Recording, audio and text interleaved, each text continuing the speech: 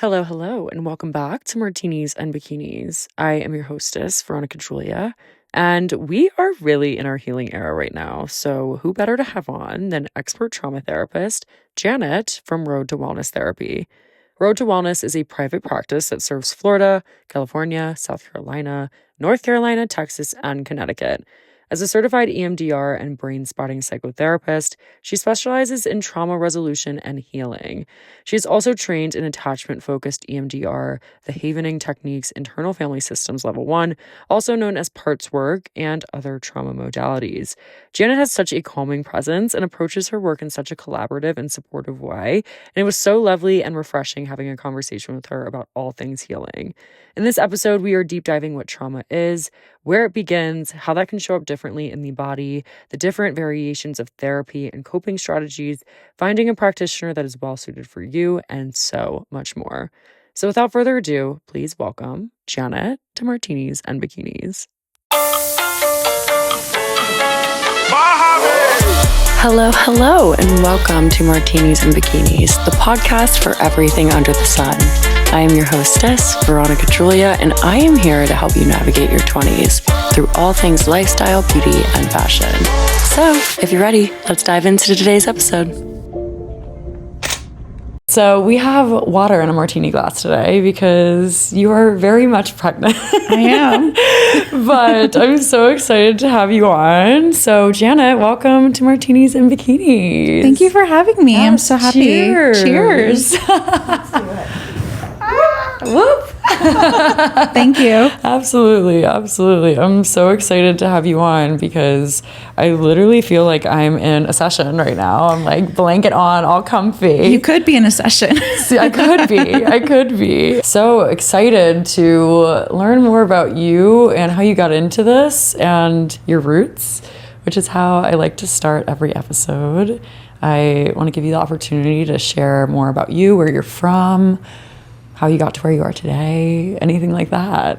Feel free to share whatever you feel comfortable with. Yeah, well, thanks for having me. I'm Janet. I'm a licensed therapist, and I'm born and raised in LA, so LA's home for me for right now.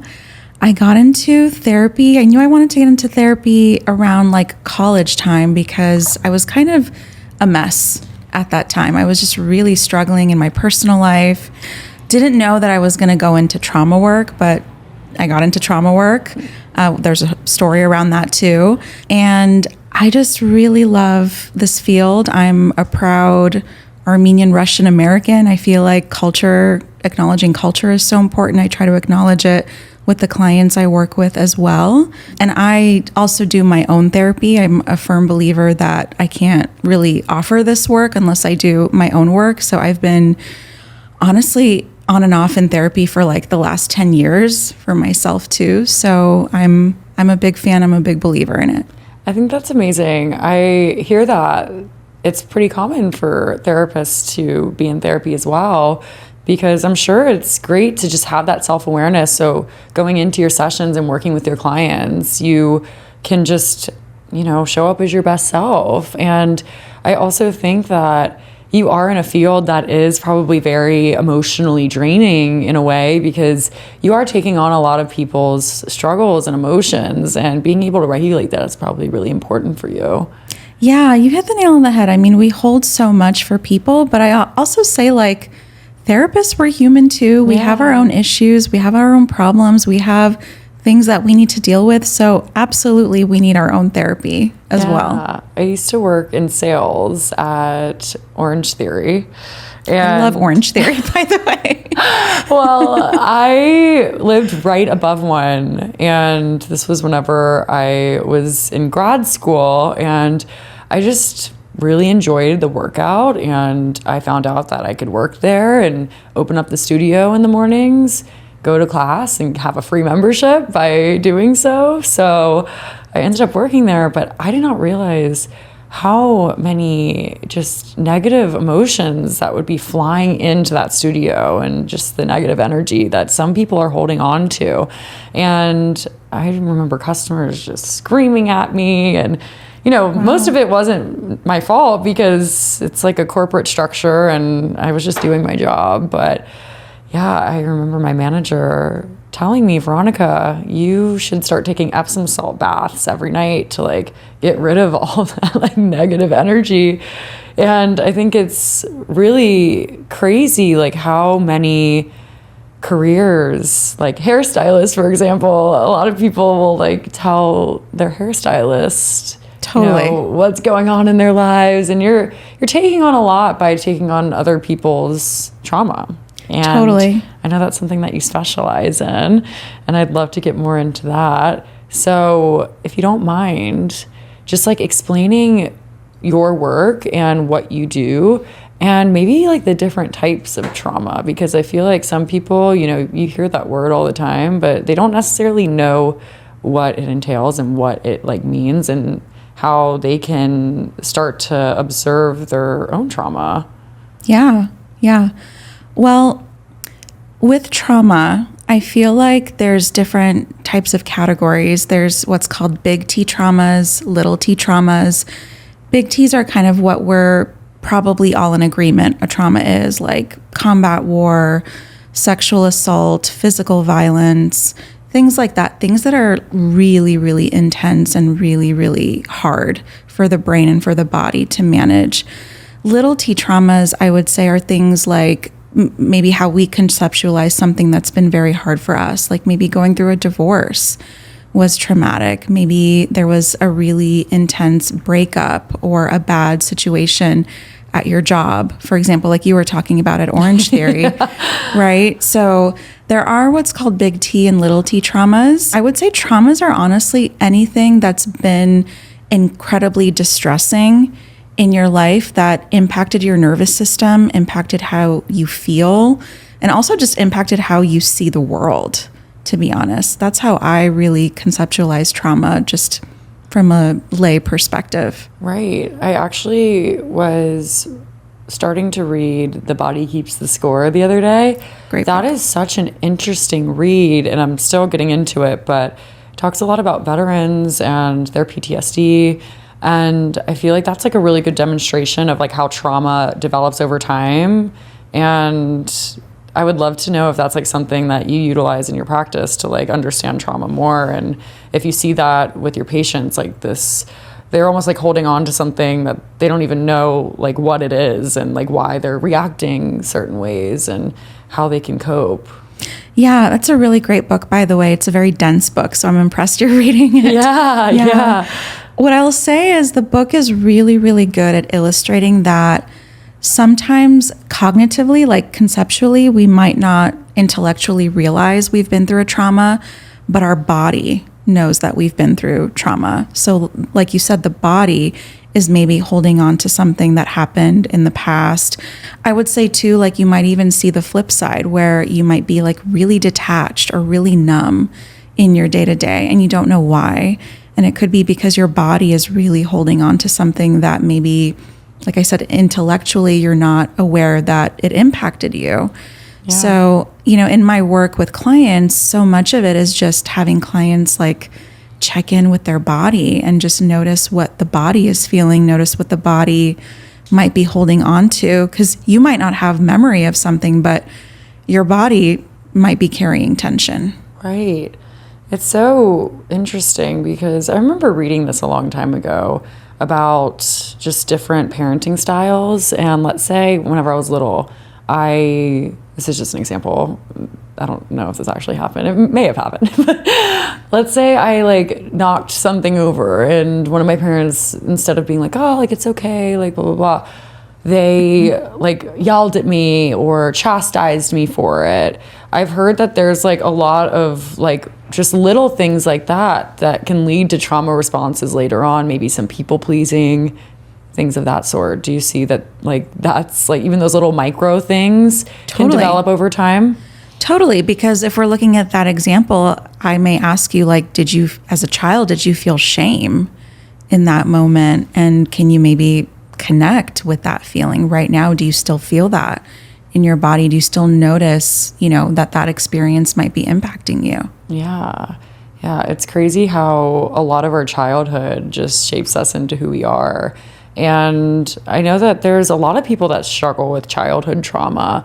and they don't necessarily know how to process it. So when somebody comes to you in your practice, like, what does that look like, and how do you lead them to a role of like stepping into this new version of themselves, processing their emotions, healing? What does that look like for you and for your patients? Yeah, I would say it happens in different ways. Sometimes clients will come into therapy because they want to deal with the situation that's happening now in their adult lives. But then as we talk, lo and behold, there's all this childhood stuff that's also there that perhaps needs to be worked through. So sometimes I get people in the door because, let's say, now they want to deal with a breakup, for example, or maybe a really challenging or toxic relationship. And so we're able to sort of connect the dots and understand that there are patterns from childhood that maybe led to instances of what's happening in that toxic relationship now. So that's actually one way. Like, the stuff happening now is a good entryway to what happened in the past. I would say other clients, they're just very open and very insightful and know, like, in my childhood, I experienced sexual abuse, and I know that I really need to deal with it. It's causing me to feel depressed. It's causing me to feel anxious. So some people just are ready to kind of dive in. So there's really no right or wrong. Everybody has their own path and their own journey as to how they explore it. But I'm kind of someone that's always asking, like, so, where do you feel like that emotion comes from? Is there something that you can remember from the past? Or even when I ask a client about an emotion or a feeling, I might say, how old or how young does that emotion feel? Because oftentimes that emotion could be from an earlier childhood place. So we'll kind of notice, oh, like a childlike part is coming up for you right now. So there are different ways, but I think it just depends on everyone's desire and everyone's path. Yeah, it's interesting how everybody's brain is so different because for me, I feel like I remember most of my childhood. I remember bad things that have happened. I didn't necessarily block it out, or at least I don't think I did.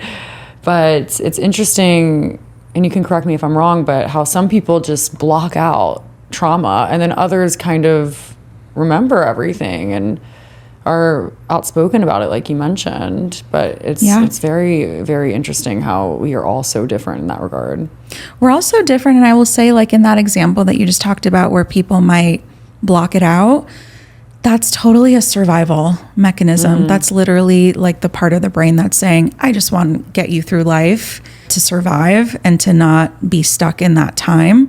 So it's a good survival mechanism for the time being, but oftentimes it does catch up to people. Right. And people start noticing that other memories might come up, or like we said, depression might come up, or challenging feelings in the body might come up. So it is interesting. I remember whenever I was going to a new therapist, and I had gone to therapy. I unfortunately lost my dad in high school and never once went to therapy. It was kind of frowned upon, and I think I really needed it, but I just didn't really have the support. So I ended up getting into this relationship in college, and it did not work out, and I think it just opened up a can of worms. Went to therapy for the first time, and it was super successful, and I really felt like I was on this healing journey. And then I ghosted my therapist, which I'm sure is very common. Tell me more about that. Well, I got back together with that person, and I think I felt a sense of guilt, and I was shameful. So it wasn't until a few years later where I really got back into it, and I remember just feeling so uncomfortable. And I was talking to one of my friends who has been in extensive therapy her whole life, and I said, I almost feel like this isn't helping because I am so uncomfortable, and it's just rehashing all of these things, and I don't know how to move forward. And she was like, well, Veronica, I think if you feel uncomfortable, that means it's working. And I think my question to you is, those people that are blocking out those memories, do you think that rehashing it and healing and doing the work is important? And I know that you're mentioning that, yeah, it's a survival mechanism, but how long can that survival mechanism last? Is it just a Band-Aid? Well, that's the thing. I say we can all compartmentalize, but we can compartmentalize these challenging memories in the short term. Because in the short term, it works. If you think about it, you get through your day, you work, you get through life, right? But in the long run, it's really hard to compartmentalize because those emotions, the shame, those concerns, those fears, those memories really start to catch up. So I don't know if compartmentalizing in the long run really is honestly successful or even realistic. And so as far as rehashing, I think it depends, because some people are okay with it and really want to just talk and just express themselves, and they want their therapist to know, like, this is what I'm going through, this is what I feel, this is how it's impacting me emotionally. And other people really have a hard time in that. So I often say, like, we rehash at your own pace. Yeah. Like if you can just tolerate just like 5-10 minutes of it in session, and the rest of the session you talk about, let's say, something else, like your job that you don't like, that's what we're going to do. I think as a therapist, I really try to be mindful of what can your nervous system handle, because if you were my client and you were in that toxic relationship, what I always say to my clients is, I may not agree, with every decision that you make, but I will support you no matter what. So if you think going to this relationship is what you need right now, I will totally support that. Yeah, absolutely. And in terms of like coping mechanisms that you suggest, what are some tools that you give to your clients to just get onto a path of healing, and ones that are productive? Well, I love a type of therapy called parts work. It's also known as internal family systems. It's developed by Richard Schwartz. That basically the premise behind it is that we all have different parts to ourselves. We have like an inner child. You have, like, let's say, your host self right now. I have my therapist self here right now. But I know, when you go home to see family, you're probably a different part of yourself. When I see my family, I'm a different part of myself. So the idea behind it is we want to understand the different parts of us that show up in relationships, in different situations, and what those parts of us need. So I'm kind of a big believer in helping clients understand their different parts and what their parts feel, what their parts need, and also, like I said, how old and how young those parts are. Because you might have, let's say, this like intense emotional reaction, and you think it's coming from your adult self, but then when you really look into it, it might be coming from like a 5-year-old part that's there. And so we want to understand what that 5-year-old inner child is feeling and needing. So I really love to do that type of work with my clients, if they're up for it, of course. Yeah, I feel like inner child work is so just substantial. And I think just being able to like self-soothe and comfort is so important. I know people that experience anxiety attacks or panic attacks, like self-soothing is the number one thing that helps them feel like some sort of relief. Yeah. So being able to have that is almost like a superpower. So like having people just work that muscle, I'm sure, is just incredibly beneficial in the long run. Absolutely. Yeah. Self-soothing is so important. So aside from doing parts work, like doing different mindfulness activities and checking in with the body is so helpful too. So I love that you brought up self-soothing. Yeah. I know that you shared on your socials more about talking about your trauma publicly. Yeah. And I think that's something that I kind of like struggle with here on the show, is there's parts of me that I do not share. And there are parts that I share. And I feel like every creator probably struggles with that to an extent, because you want to be raw, you want to be relatable, you want to connect with your audience, but you talk about your perspective towards it. And I'd love for you to just talk more about that, because I found your response to be really interesting. Yeah. I struggle with it too, by the way. So I think we all struggle with how much is healthy and maybe appropriate for us to share publicly. I think the question came up because there was like this TikTok trend about, sharing your trauma on the social media platform and what that means and what that feels like. I often say to people that our stories, they are so delicate, they are so personal.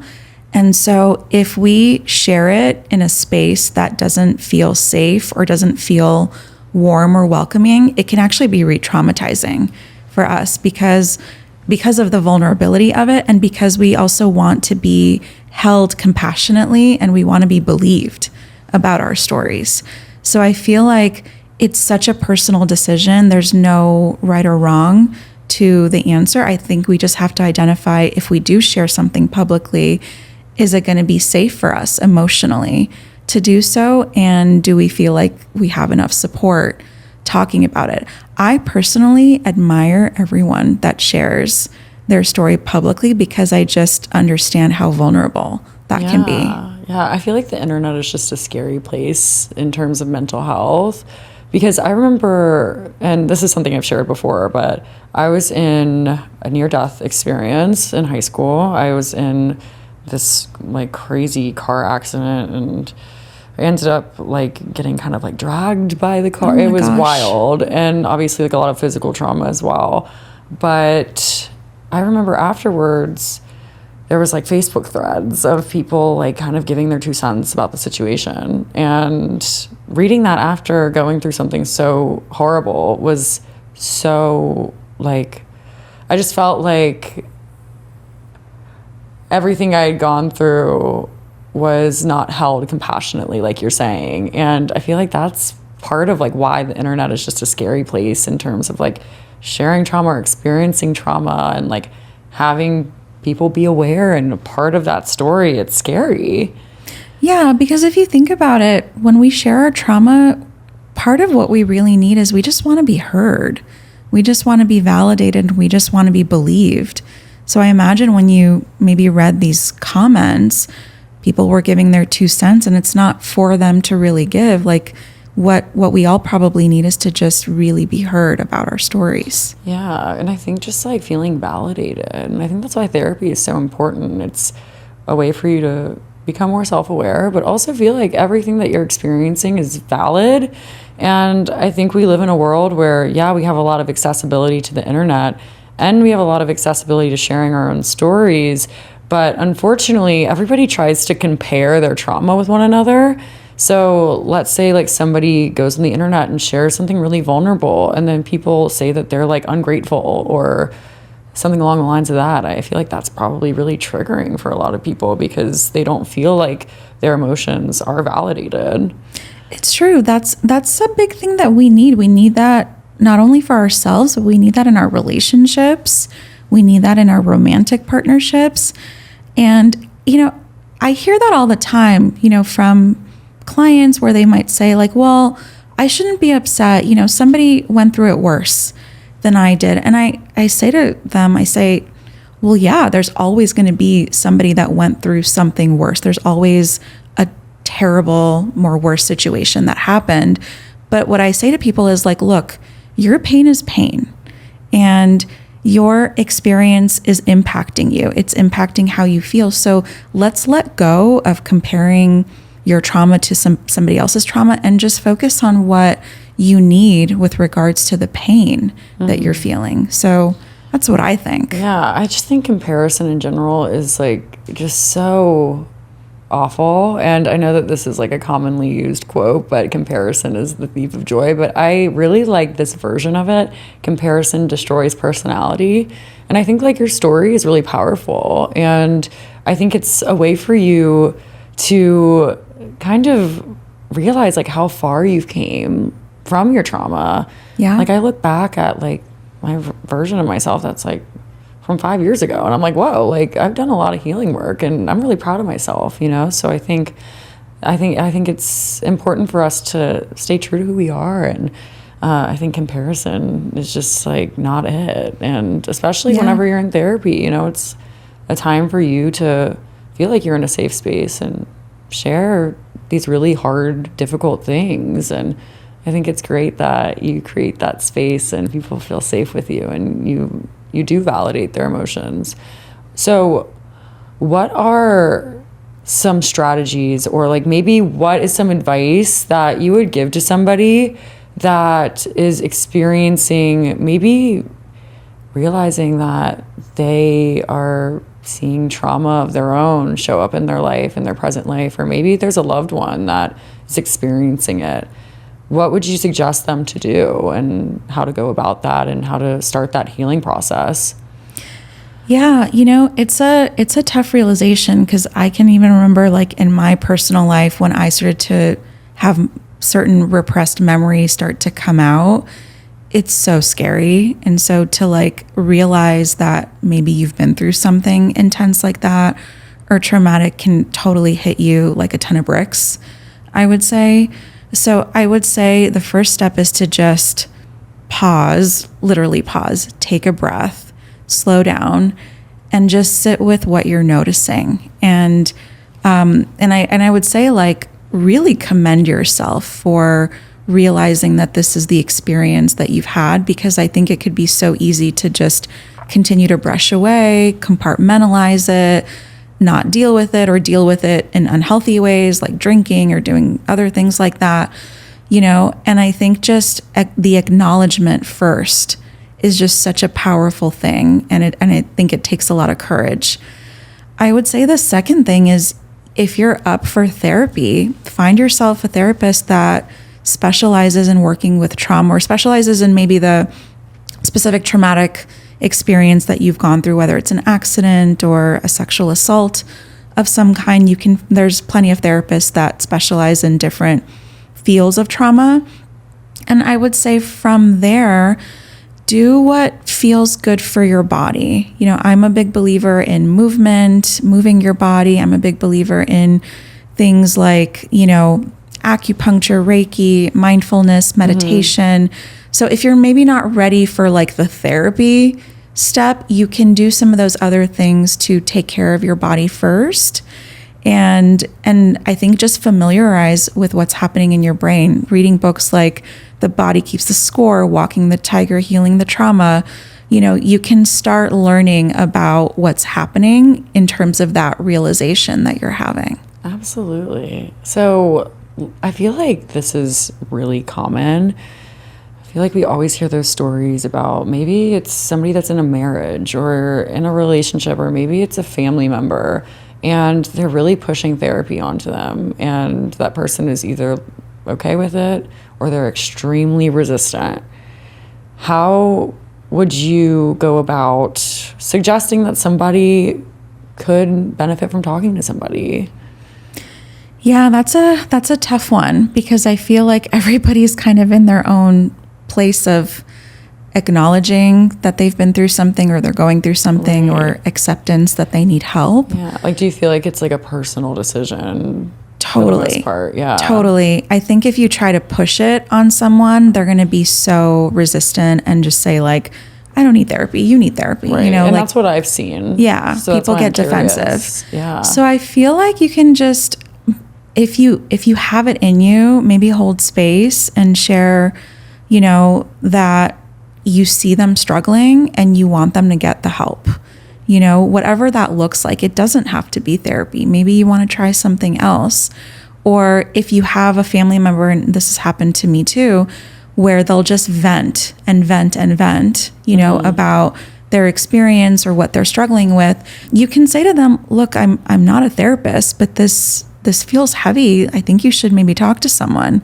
Right. For me personally, I am a therapist. So I say to my family, this is really heavy. This is really intense. I can't be your therapist, but I think it would be helpful for you to talk to somebody about this. Yeah, I think that's a really good way to put it. And there's like some good verbiage in there that isn't forcing them to do anything against their will, but suggesting like, hey, there's a space for this. Yeah. And I hold and acknowledge your emotions. And yeah, I think that there's a way for you to go about this constructively.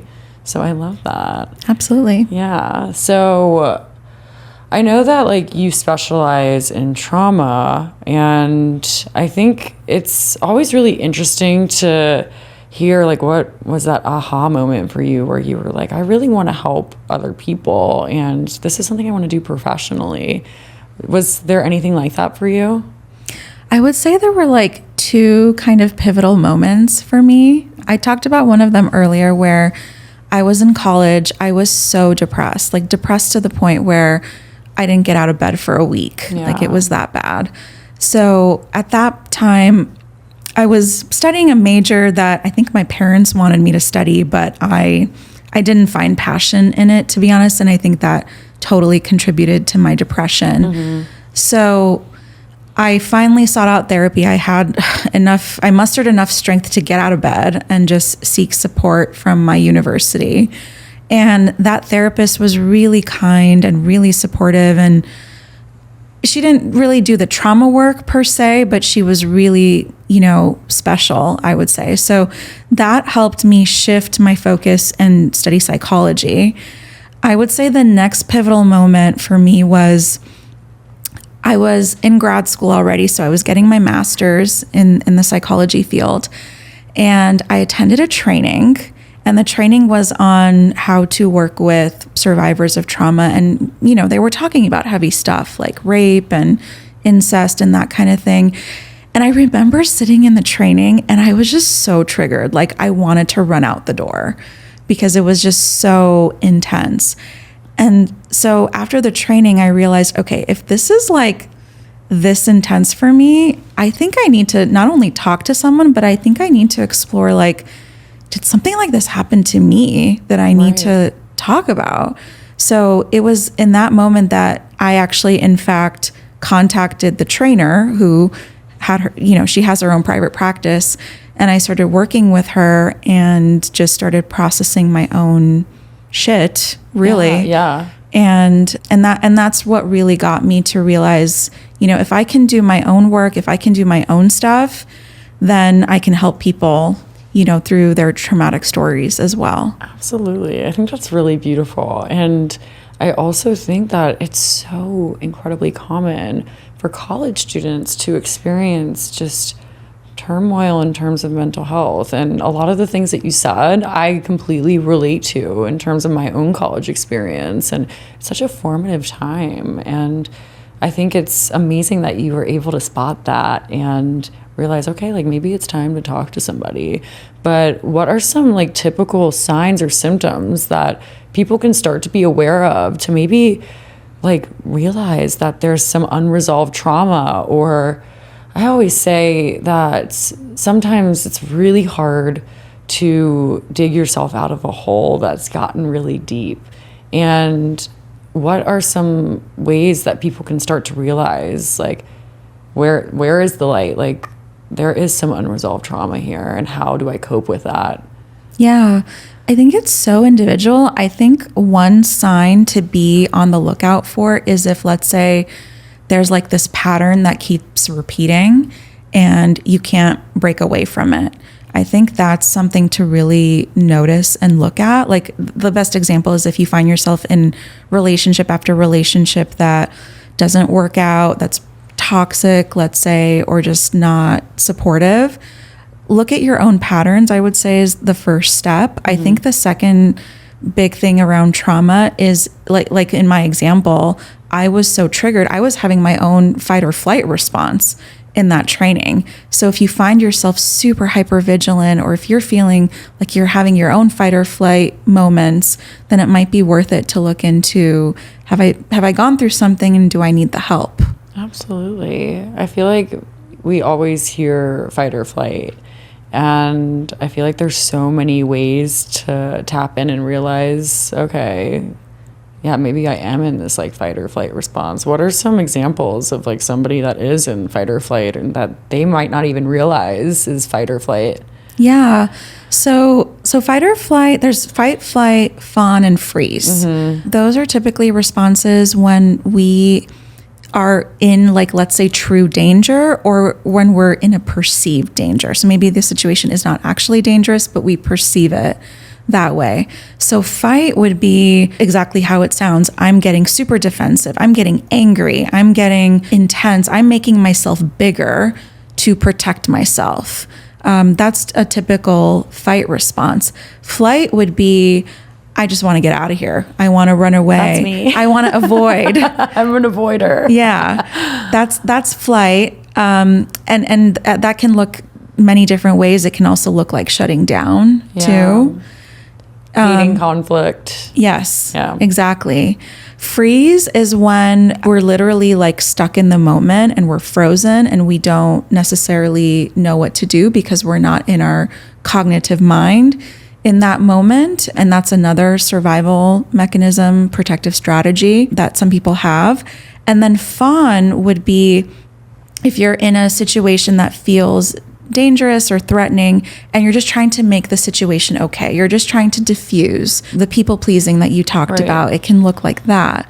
We all have different responses to real or perceived threat. And it's not like we think about it. It's not coming from the prefrontal cortex of the brain. It's coming from our amygdala. And it's just a quick natural response that happens. I've been learning a lot about the amygdala lately because I've been talking very openly about phone usage first thing in the morning and late at night. And one of my friends told me this, and you can correct me if I'm wrong, but that whenever you get on your phone right when you wake up, that actually activates the amygdala and causes you to be in like a negative mindset throughout the day. And I think that's really interesting. Like that's such a powerful part of our brain. Yeah, it also activates the dopamine in the brain that's seeking that reward. Yeah, and I feel like we live in such a society where we are chasing this dopamine constantly. And I think that's why a lot of people probably just push down their trauma and try to distract themselves. And that's part of their coping mechanism. But what are some other like survival like ideologies that you notice in people? Well, I mean, when you're talking about coping strategies, I'm always, for example, when I'm talking to clients that maybe have addiction issues like drinking, substance use, or it could be a process addiction, it could be gambling, it could be an addiction to sex, porn. If you think about it, I mean, typically those are coping strategies to hide from something that's maybe deeper within or a traumatic experience that's there. Right. So those are some of the things that I talk to people about, we look out for in terms of like they think that that's the problem, and maybe it is for the time being, but usually there's something underlying that's to fill a void present. Yeah. And that's something that runs in my family, is substance use. And I feel really grateful that that's not something that I necessarily have, but I see it in a lot of really close loved ones and friends. And yeah, it's hard to witness that as somebody within their support system because you know that there's a lot of pain there. There is. Yeah. Absolutely. And I find it so interesting, especially in this book that I'm reading, Body Keeps the Score, that they actually analyzed a lot of veterans, and that's kind of like the basis of the book is PTSD and how to recover and survive from that. And they talk about like how those victims are really developing these characteristics of like mistreating their family, and it's not that they want to do that, it's just that that's like their reaction, and it's almost just instinctual as opposed to like, something that like to their core they don't want to be doing that. Right. So it's sad whenever trauma starts to affect other people in your life and you feel like you can't control it. And I feel like that's why a practice like yours is so great. It like gives people control over themselves and their minds and their brains, and I think that's really amazing. Yeah, it can start to, at least I think the beginning stages of the work, you just kind of realize how not in control maybe you are, and having to maybe accept and surrender. Yeah, I love that word, surrender. I actually pulled a card the other day. I did like this like energy like session where I was pulling cards, and I pulled the surrender card. And I think there's a lot of power in surrendering because we like to have this excess for control, and we're like literally on a floating rock. Yeah. We have zero control. Yeah. So I think it's a nice reminder that, none of us are truly in control. And I think whenever you do surrender, there's a lot of power in that. There's a lot of power, and there's a lot of freedom, I would say, to it. That's another word. That's my word of the month. Is it? It's free. Yeah, that's so cool. What's your word of the month? I don't know. Maybe I need to surrender to some things too. I love that. Yeah, that's amazing. I remember there was a therapist I was working with, and I asked this question. I said, am I ever going to like really heal from this trauma, or am I really going to heal from the situation? Is there going to be a time where I'm like, I did it? And I really liked his response, and I'd love to know like what you think about it. But he said, well, Veronica, there's not going to be that moment, but there's going to be a time where you look down and, that wound is now a scar, and you actually learn to smile at it. And I thought that was really powerful. That is really powerful. Yeah. I love that response. I might steal it. Yeah, you should. Yeah. It's something that's really stuck with me. Yeah. But I've worked with female therapists, with male therapists, and what's your opinion on like experimenting with different providers? And I think what was interesting for me was whenever I was kind of like dating around, it is similar to dating in a way. I found that talking about my story and like having to kind of start over was really difficult. So what are like some tips or advice that you can give to people that are like just getting into therapy and like, maybe they're considering whether they need like a female or a male practitioner, or they're having a hard time opening up or transitioning into the space? Yeah. I think first of all, you have to decide what feels right and what feels comfortable and what doesn't feel comfortable for you. So if that means you're going to start by working with a female and finding a female therapist, that's what you got to do.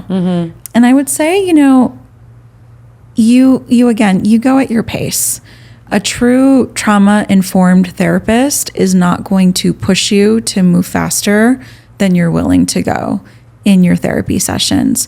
So if you feel in any way pressured or like you have to share your story, that's probably not the right fit for you, and you maybe want to try somebody else. But you don't have to talk about everything and anything, in the first session. I even tell people, like, you can tell me as little or as much about yourself as you want. And I also always ask permission. Is it okay for me to ask you more about this? Are you willing or open?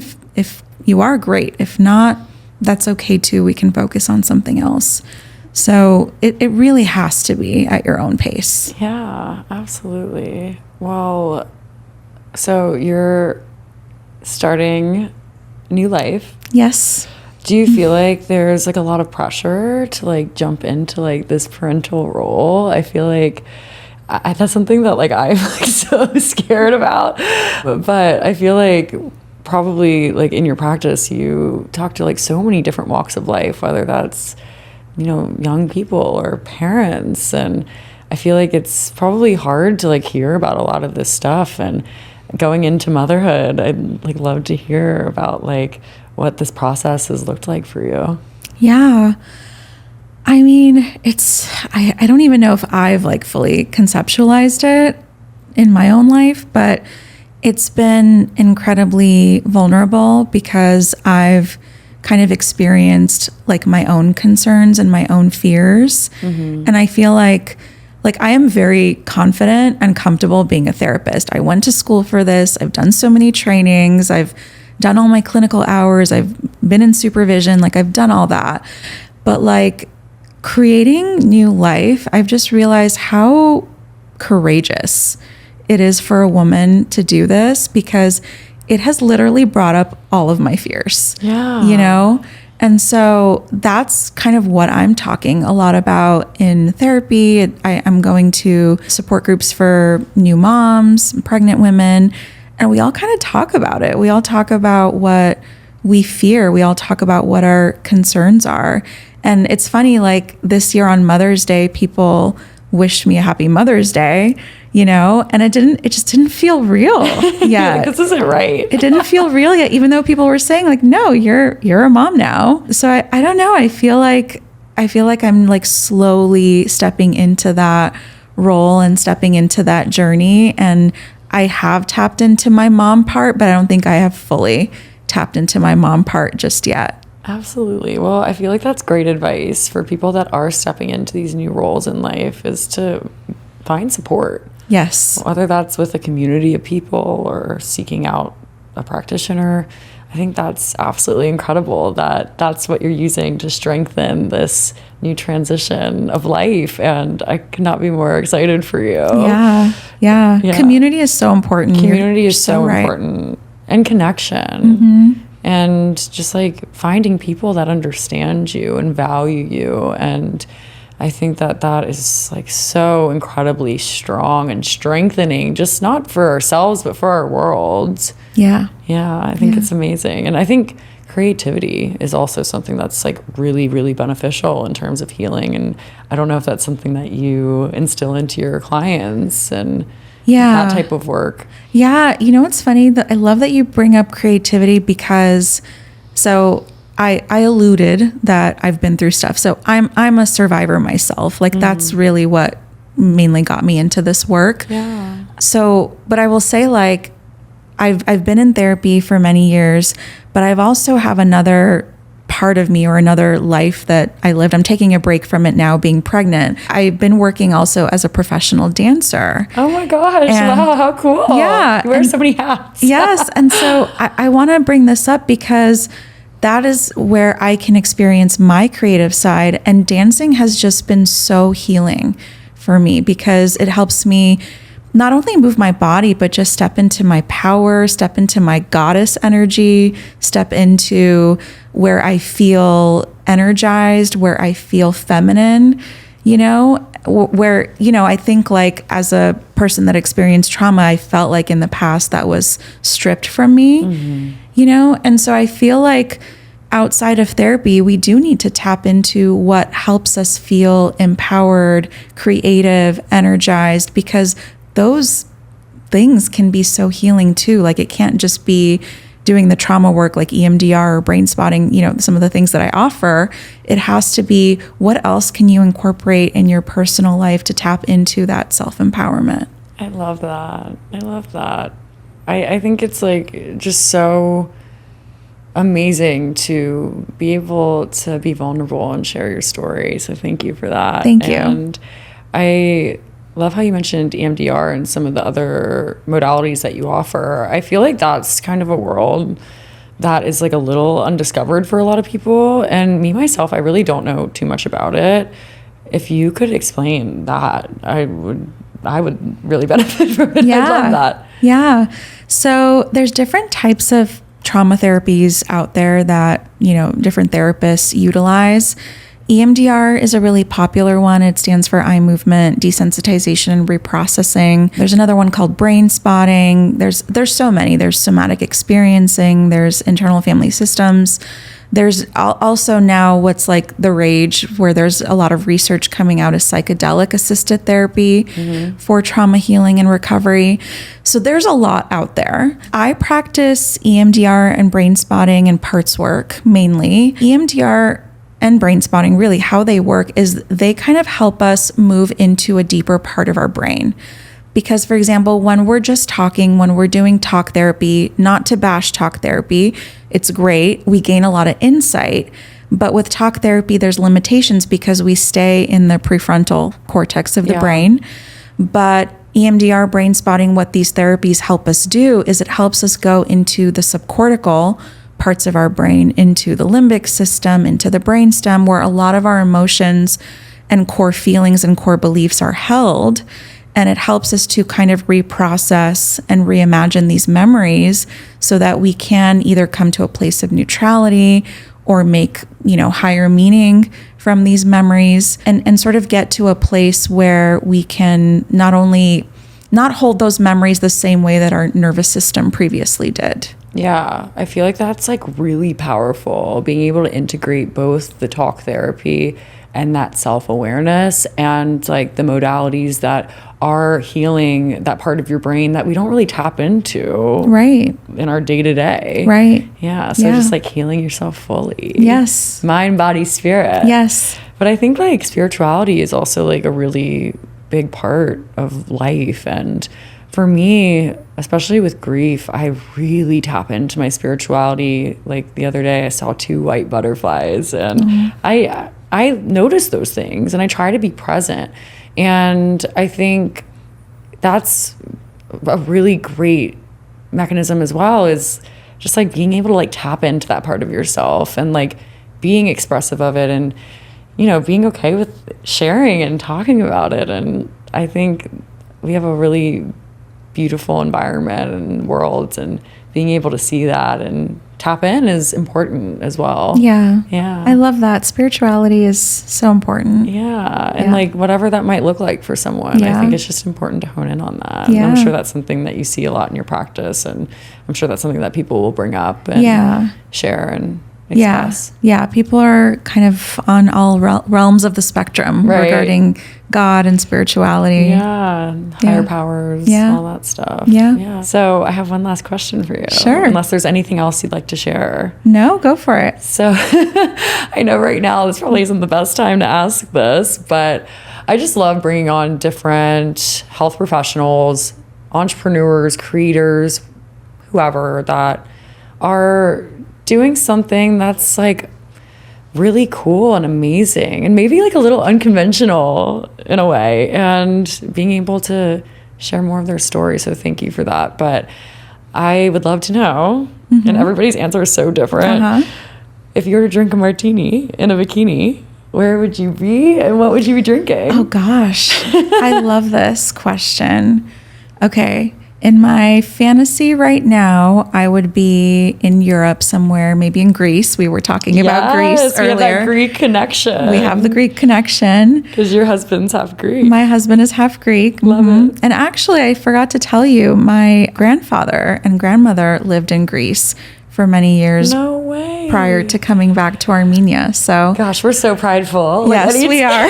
Anytime I meet anybody with a connection, we just like go off on that's what we talk about. Yeah. I have like group texts with like random Greek friends, and we just like share all this like I know random stuff that's going on. It's so funny, but I love meeting people that have that connection because it really is such a beautiful culture. Yeah, it really is. It really is. So I think I'd be in Greece. And I love like really light drinks. So I think I'd have like an Aperol Spritz or something. That's like a good summer drink. Yeah, too. it is. Refreshing. It is. Oh my gosh, amazing. Well, I would love for you to share how people can stay in touch, how they can be friends, how they could potentially work with you, any resources you may have. I can also put those in the show notes if there's anything you want to send my way, or anything new and exciting that's coming up. Thank you. Yeah. So I'm on social media. You can follow me on Instagram and TikTok at Therapy with Janet B. I do my best to kind of post a lot of mental health related topics, trauma related topics. If anyone's interested, you can go to my website. I own a company called Road to Wellness Therapy. We're based in Encino, but I can also serve clients virtually. roadtowellness.co.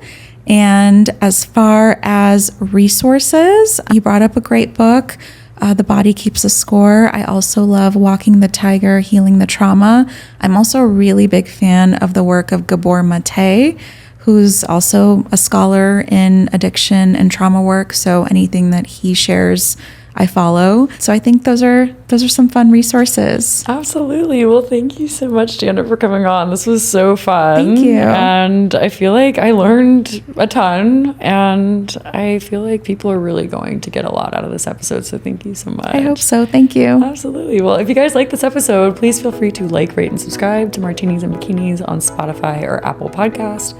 I love you forever, and I'll see you next week. Cheers.